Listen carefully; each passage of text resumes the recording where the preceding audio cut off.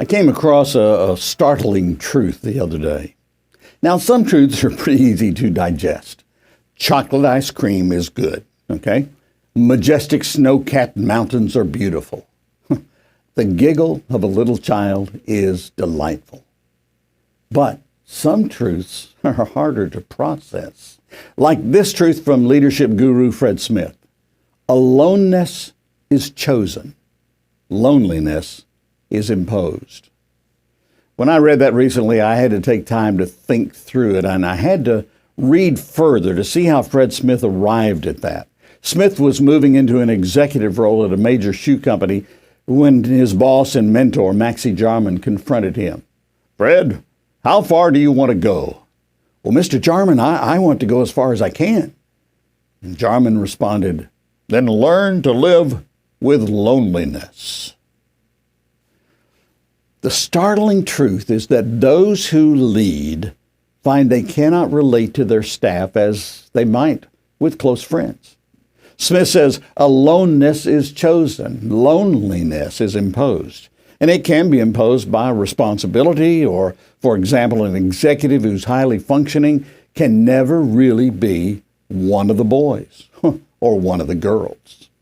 Smith goes on to relate a story of an executive who shared everything with many people on his staff, his challenges, his visions for the future, for the company, and his concerns.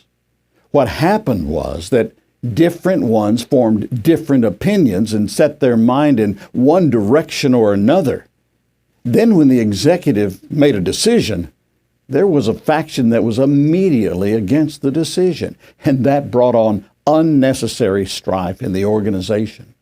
Smith called it abdicating his leadership to create a comfortable environment.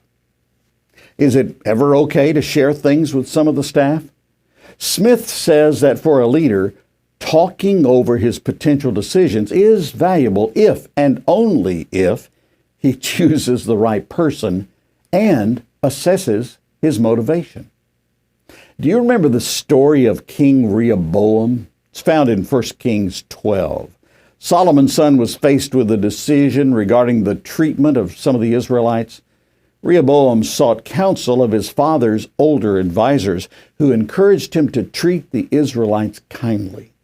But then Rehoboam went to his own young advisors, who said he needed to be even harsher to them. The counsel he received from these men brought strife and grief. Their advice was born out of their own personal agenda.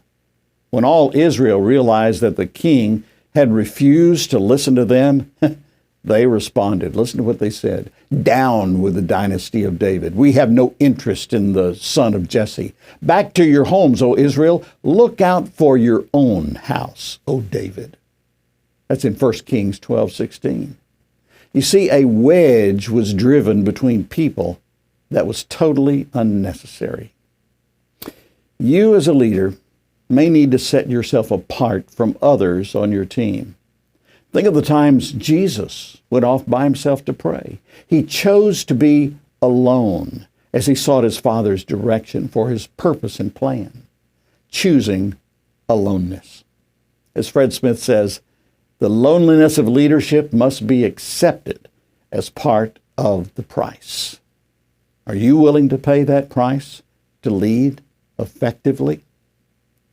Would you like to know more about Media Alliance and how God is using it to take his truth to the world? Well, visit our website. Learn more of our story. It's at MEDIALLIANCE.cc. And you can help us grow the impact of the ministry by liking, sharing, and subscribing to these videos. Thanks so much. And God's best.